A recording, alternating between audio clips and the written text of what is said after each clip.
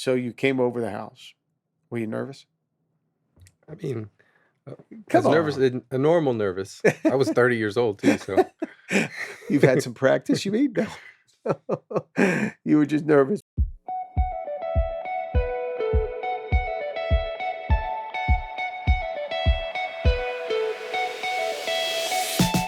Hello and welcome to another episode of The Family Business with the Alessis, where family is everybody's business. I'm Steve Alessi and I'm glad you're with us. And today I have in the podcast booth a family member, my son-in-law, Chris Muiña. It's great to have you today, Chris.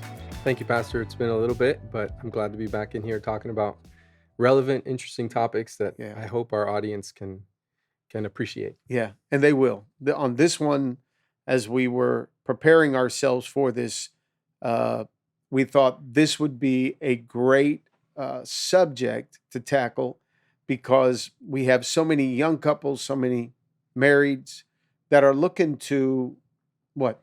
Do I own a house of my own or do I rent a house? And so you're a realtor, super proud of you. You went out, got your realtor's license this year.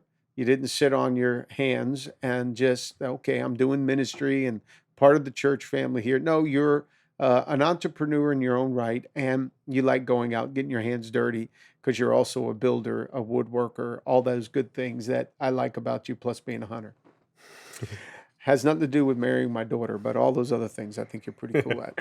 Thank you. All right, so we're going to talk about what it is, how important it is, to choose a home, and but a lot of young couples or couples out there, they're saying, "Man, I just can't afford to own a home, so I'm really happy with renting. It's the only thing that I can do." So, before we get into this, I guess ultimately what we're going to try to accomplish today is having an ownership mindset as opposed to just a renting mindset, because the renting seems to be the easy path to take. So, just before we get into the nuts and bolts of this, what's your thought on that? Is it better to rent?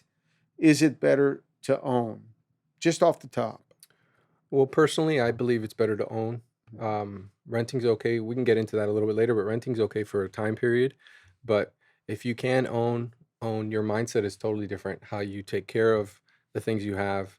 I was just sharing with you yesterday, we got out of our lease with our car and we purchased the car. And my mindset is it's totally different. I Yeah. bought floor mats. I got a whole bunch of stuff to now protect this new car that we got because I bought it. Mhm. Whereas the rental, don't get me wrong, I took care of it, made sure it was clean, did all the oil changes on time. But in my mind, at the back of my mind, I knew I'm going to be turning this thing in 3 years. So Yeah. it's okay if I get a little scratch here or there. It'll all be forgiven. Yeah. Whereas the ownership mindset, you tend to take care of it more, um, and you value it more. And on Mhm. top of that, it increases in equity over time. Yeah. And a rental, it doesn't. No, it doesn't. And there's a principle there that we should be aware of, because the having that renter's mindset, because I can afford it, sometimes causes you to not take care of it like your own, as you just said. If you own it, you should feel a little bit more entitled to, okay, let me take care of all aspects of this. And the principle is this: what you take care of, what if if it's small, you start small, and if you take care of the first thing that's been given to you, and it's a spiritual principle. If you take care of the small thing that's been given to you, then you will heaven will release the bigger things to be given to you. So God will is actually watching how you take care of what you own now, because it'll determine what you get down the road. And so the principle is, let me take care of it. So if you own it, you're going to be more inclined to take care of it more, because then it'll open up the door for bigger and better in the future. Yeah, definitely. And if you're in a renting situation, you need to be taking care of Yeah. that as well, because that is somebody's. Mhm. And another principle is if I can build somebody else's house, Yeah. then God will He'll give you he's still watching how you steward over the things you have. Yeah, It's your mindset is different though when it's yours. it is. It is. But it's all aspects of that. The renting, if you are renting, don't, as the scripture says, don't despise the day of, Yeah. small beginnings. You may start renting, and that's okay.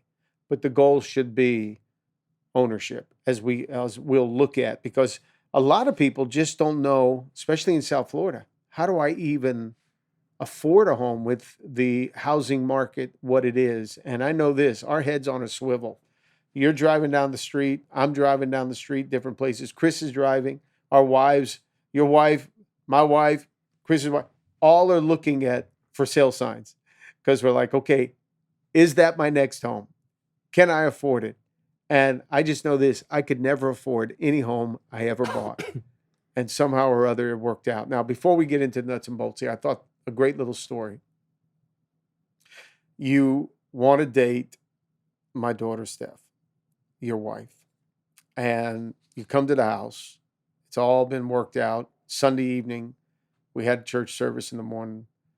Steph knows you're coming over. Mary tells me as I'm in the pool out back and relaxing, Mary says, Muiña's coming over. He wants to talk to you about dating and get your blessing to date Steph. So you came over the house. Were you nervous? I mean, Come as nervous, on. a normal nervous. I was 30 years old too, so You've had some practice, you mean? No. You were just nervous. But yeah. okay, so you show up and you ask me, you know, very honoring, hey, can I date your daughter? And of course, we're like, of course, we didn't know you that much. Excuse me, we didn't know you at all. You stumbled in off the street during COVID and you saw Steph and you wanted to date her. So you asked. But the reason I'm bringing this up is because you said something then. Remember what you said about the house? Yeah. What'd you say? I think along the lines of I'm going to do my best to provide for her. And right now, in the beginning, we might not be able to have all that you've been able to provide for her and the rest of your family, but with time, I'll get there. Yep. Somewhere along that. Brings tears to my eyes because that's what really that has been the way that you've operated. You do start, okay, small.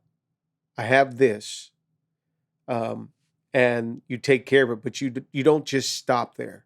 You keep looking for more. You keep wanting to expand, which is something in the DNA that I think all men have um, put there by their creator. They just don't know how to navigate through it, and that's why I wanted to do this podcast because you're young, you're starting in it. I'm older, been able to enjoy it. I learned from my dad. I was pushed by my dad. It was not in my nature to necessarily go out and try to find the next home, the bigger home. I was so focused on the church and the ministry, building God's house. And I was blessed to be able to see God open doors and my dad's encouragement and mentorship to be able to help me move into the houses that we're in today. And the truth is, all three of my houses, my dad had a hand in helping me find and then buy. So that's good for the older generation to be aware there's a younger generation that needs encouragement, help, coaching along the way to go from renting to owning. So let's talk about it. First thing we want to ask is, how do I afford to be able to buy a home here in the South Florida market? Well, I want to first start off with the biblical principle that talks about it, found in Proverbs, and it says, "Prepare your outside work, make it fit for yourself in the field, and afterwards build your house." So pretty much what it's saying is, go prepare yourself, go get your degree, study something, have a career, prepare your fields, Mm-hmm. and then count the cost of building your house, or then go buy a home. Mm-hmm. So some statistics in the Miami-Dade County area, because that's where we live. Mm-hmm. The average household income to be able to afford a home in Miami is about $160,000 a year of what you should Yeah. be bringing in. Now that seems like a lot for Yeah. a lot of people in my age range Mm-hmm. or younger than me. But that doesn't mean that you can't start small, like you were saying. Yeah. You can find an apartment, you can find a townhouse that fits your budget. Just numbers, you should be spending no more than 30% of your household income on your expenses, housing expenses. Mm-hmm. So if you make $100,000 a year between you and your spouse, then 30,000 of that, no more than 30,000 should be going towards your home. So that's Mm-hmm. about a $2,500 a month mortgage. Mm-hmm. So some easy math that you can see, okay, what can I get into? Maybe it is an apartment.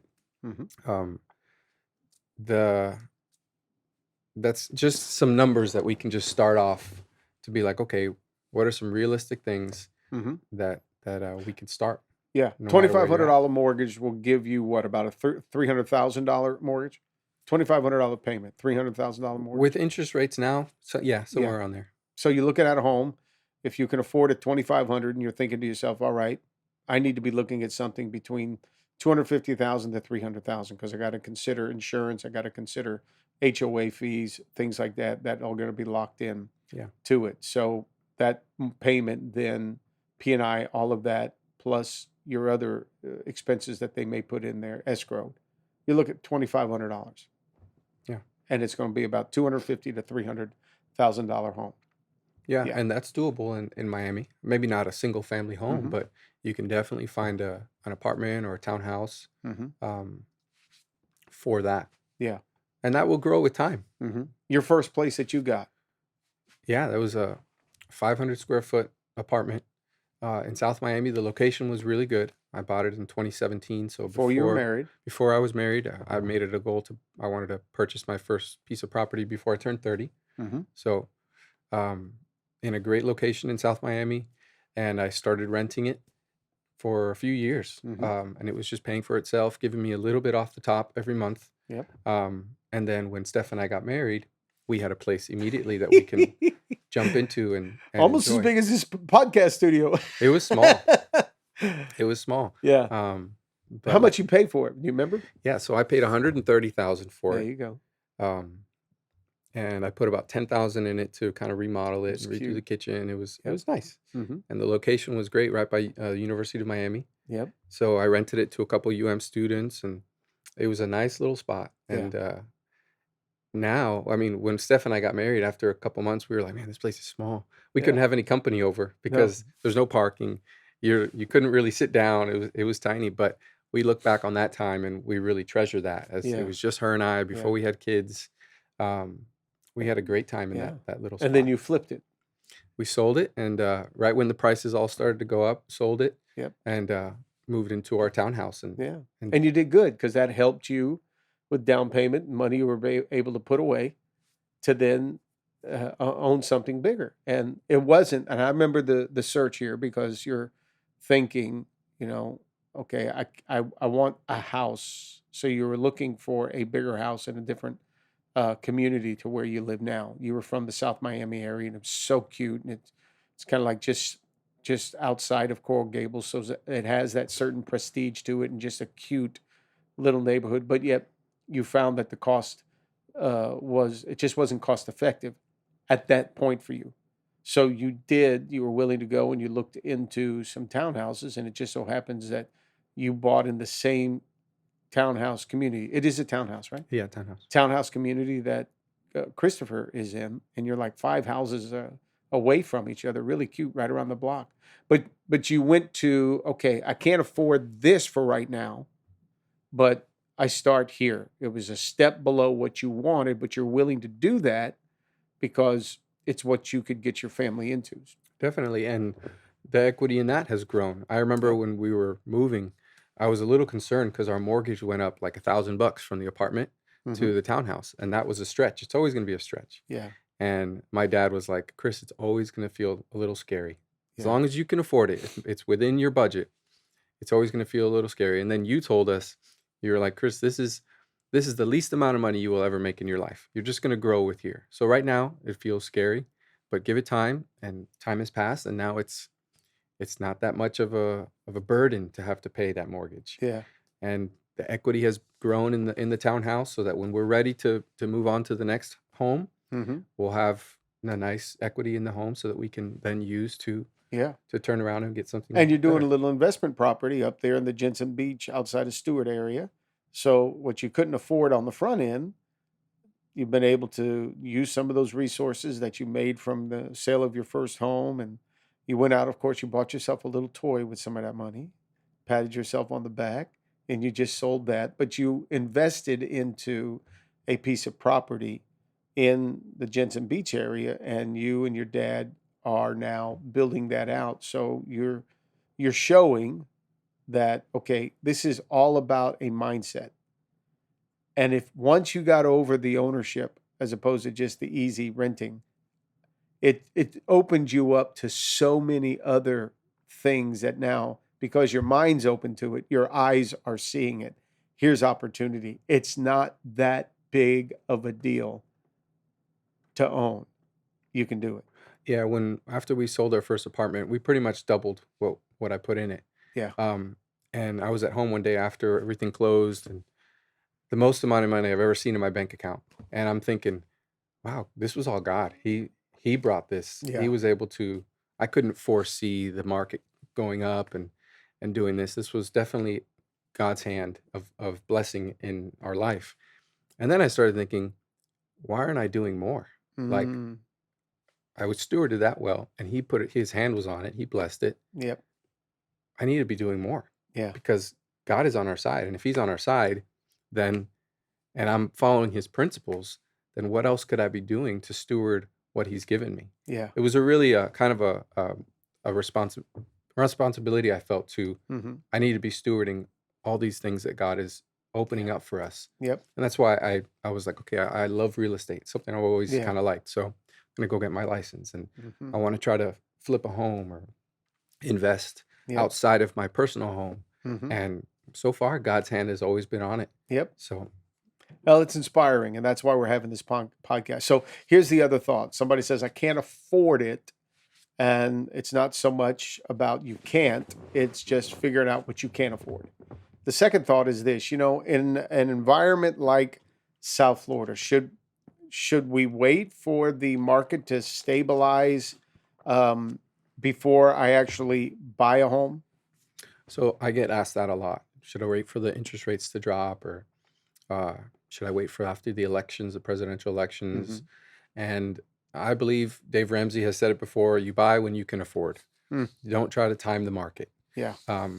Those people who bought low and the market went up, they didn't do that on purpose. It was almost like by coincidence. They bought when they could afford it, and the market happened to go up, and they did well. But Mhm. if you look at it on a long term, the real estate market, your investment grows at about a 10% increase between a 15 and 30-year loan. So the real estate market is very stable long term. Mm. So you buy when you can afford. You can't try to time the market or wait for, if when interest rates go down, then housing costs go up. The prices will go up, Yeah. and vice versa. It's the supply and demand Mhm. principle in economics. So let's say interest rates right now are around 7%. When they drop to, if they drop to 4, 5%, then the housing prices are going to go up $50,000, $100,000 Yeah. more than what they are now. So you buy when you can afford. Mhm. I know some people who sold their home around the 2020 elections, thinking, "Wow, my house is worth a lot of money. Right. I want to sell before the elections because the market's going to take a dive after the 2020 elections," and that never happened. The Yeah. prices just went up and up and up. They sold their home and they were left without a house, and Yeah. they were forced to either move out of Miami or figure out another means, or they had to now downgrade into a smaller place. So you buy when you can afford, Yeah. and you stick to that budget.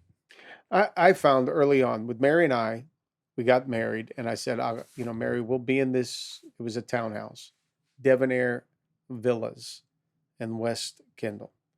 And I said, Mary, we'll be here for 5 years. So my uncle actually owned it.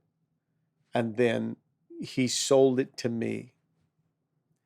And now here's where, when you do the whole thing about, okay, I don't know if I can afford this or not, right? I'm not sure I can handle it financially. There's always creative ways that if you ask, you will find it's possible to be able to buy. So for my uncle, I didn't have any money. So we get married, Mary and I do, we got zero. And um, my uncle says, listen, I'll sell you this and I'll do it for 5 years, pretty much interest only, 5 years. And then we will balloon it out and you could turn around and buy it from me locked in for a mortgage. So that payment was like $350. It's like $369.69. I couldn't believe it. And that to me was But the idea, the thought of that was there was other ways that I was able to get into the deal rather than just the traditional banking, going to the bank and getting a loan. There's ways that you can do it. So if you're waiting for interest rates to drop, and as you said, prices will go up. If you're waiting for the perfect time, you're not going to ever strike it right. So the thought should be, if I want to buy, if I want to own, let me get creative. Let me talk to some lenders. Let me find out what the seller may do. Maybe the seller will carry the paper, meaning they'll let you buy it from them and they'll just hold the note on it. They'll be the mortgage, they'll be the bank. And then you do that for a period of time until your finances increase. So you the point there is, don't always wait for the perfect opportunity, because there won't be a perfect opportunity. You got to find your way into this. What do you think on that? Oh, definitely. There's definitely ways to get creative too. There's the FHA loans that you can get if you're a first-time home buyer with lower interest rates. You can go the private lending route if you know a family member or somebody that can privately lend you the money. Still, you have to pay interest to them, but Mm-hmm. you don't have to go through the bank. There's the seller financing route that a lot of people nowadays, they're like, well, I'll take the interest. You're still going Yeah. to pay interest, but the seller of the home will then hold the note and you'll pay your payment to them. There's definitely ways to get creative to get yourself in a home. Mm-hmm. Uh, the home we bought after we were in that particular townhouse, for us, Hurricane Andrew came around, and that of course opened up the opportunity right at the 5 year mark for Mary and I, and started looking around. And we found a hurricane damaged home. My dad found it again. And just to be able to get it, I had to wait for the sale of the condo, the townhouse. So I went to a family member, and it was Mary's stepfather. And he was willing to lend us the money that was needed to be able to close on the home. Of course, I had to pay him back, which was fine. I was waiting for my house to sell to do that. But there's the point there is, you find ways to do it. You can figure it out. We did it with our present home. When we bought it, we were waiting for the sale of our old one. I needed some money up front. And I was in a position where I couldn't just go get to the bank right then. So again, went to family, private financing, paid them with interest to be able to then move into the home. So there is ways that we can do this. So baby steps. Again, we kind of mentioned this a little bit already, but talk about some of those baby steps that help a person move in, start small. Apartment, townhouse, what? Yeah, so your least cost of, or your least expensive route would be to start in an apartment Mm-hmm. with a low HOA or a good homeowners association, and then just grow from there. So, because when you buy something with time, it should be increasing in value. So it's if you just have your money in the bank in a savings account, the most really you can get is about a 5% interest that your Mm-hmm. money is growing at. Well, if you put it in an apartment even, Mm-hmm. it's going to grow at a faster rate than that. So Yeah. that when in 5 years, let's say hey, we're ready, our family's growing, we need something bigger, the money you put in it has grown exponentially so that you can then afford the townhouse or the Mm-hmm. single family home. But there are some kind of things to always keep in mind in real estate, and that's location, location, location. You've heard that said. It remains true. Always buy in a good neighborhood. Um, It'll grow faster. You'll never have a problem selling it on the back end when you're ready to move on. Um, and create a kind of a checklist between you and your spouse, the negotiables of what you're willing to kind of be flexible on in your home, Mm-hmm. and the must-haves. Those Yeah. are just Explain that a little bit more. So you're looking for a home. You want A, but But you may end up having to go with C. Yeah, Explain that. so sit down with your spouse and say, okay, what do we must have in our home that we're looking for? What is that? Is it proximity to your workplace, proximity to family? Maybe you have to have a garage. Maybe Mhm. you just you got a lot of stuff. Mhm. You have to have a garage. Maybe you want a big lot size. Those are Mhm. like the five major things that you have to have in your home. Well, then look at what can you be flexible on? What are some negotiables? Maybe that garage could be a one car garage instead of a two car. Right. Um, Maybe the house needs some work. Maybe you're getting into a fixer upper Mhm. rather than a fully turnkey remodeled home. Um, Maybe you really wanted a pool, but hey, it's okay. Grandparents have a pool. There's a Your sister has a pool. You can do without the pool if you find the right house. So just figure out what your must-haves are and your negotiables are, and then stick to that checklist when looking for a home. Yeah. And you mentioned location. I have found some people that look at a home and say, well, I can afford that home because it's newer, it's a new community, and so on. It could be so far away from your job or your really community involvement that you spend even more money in tolls and gas trying to stay connected with your community. Whereas maybe if you looked around and said, all right, that's a nice home, but my community gets a lot of my time 2 or 3 nights a week. And then my job that I travel to 5 or 6 days a week is over on the other side of town. It might be better to get something a little more or less, um, maybe something a little older and something that doesn't cost as much, or even consider something that may cost a little bit more, because here's where you're going to save some money in your transportation. You're not going to have to worry about the extra gas. You're not going to have to worry in some of these new homeowners or new developments. They got homeowner association fees that are even more expensive. So it's all about, all right, yes, this is A and we would like it, but maybe we need to go with B or C on this first home or the second home. And I would always say in your mind, think long term here, because this first home isn't going to be your only home. It's a starter, and you'll be able to upgrade from there. Which then brings us to this: when is renting okay? So I personally think renting is okay if it's a temporary situation. So if your job is maybe seasonal or your job is a little unstable at the moment, maybe you're just moved to the city and you're not really sure exactly what area you want to live in, so you want to just rent just to kind of test the waters, see if you like that community.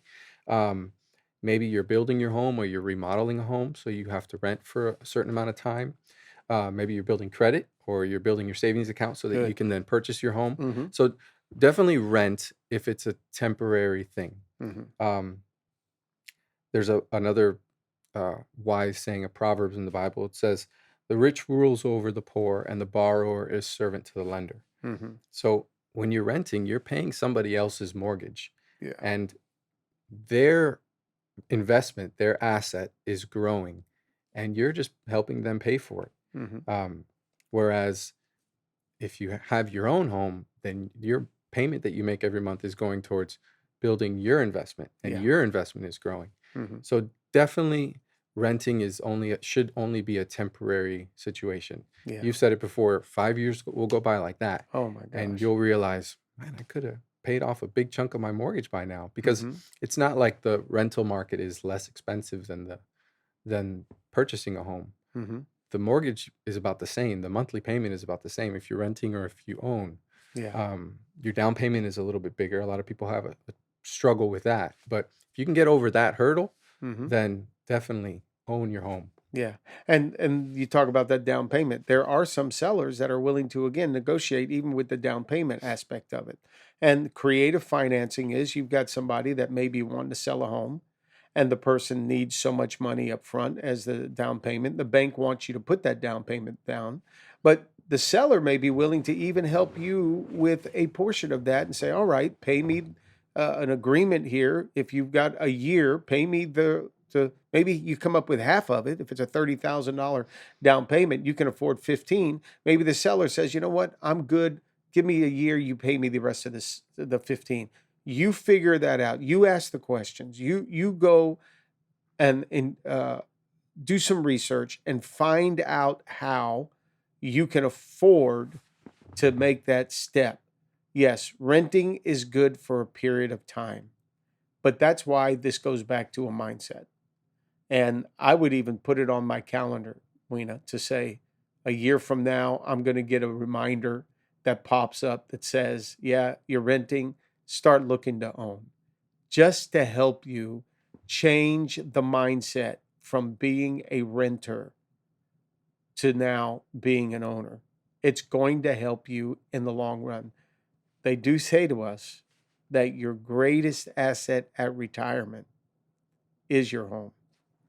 That's going to be your biggest investment that you make. That should be able to give you a good return when it's all said and done and you start to retire and look at slowing down. What does that give you? So, yeah, anything else you want to say before we close this? No, I think we hit the main talking points that people are asking. Yep. So I kind of like what we've said. Yeah. If somebody needs help buying a home, can they come to you? Yeah, of course. There's plenty of other realtors at the church too. Go with somebody that you know and trust. Yeah. That's good. Well, proud of you. Let it be known. Proud you're part of the family. Proud that you're a son-in-law. You're a great husband to my daughter. You're a great father to your kids and our grandkids, and a great employee, carrying the educational component of the ministry. And little bit does people know that you also have a life outside of the church where you like investments, you like building, and you like being able to improve yourself. You just don't sit on your hands here. And I like that about you. Thank you. Thanks for being in the podcast booth. And I trust today was inspiring to you, especially as if you're looking to be able to go from renting to owning. Hopefully this has been encouraging. Take care. Thanks for joining us.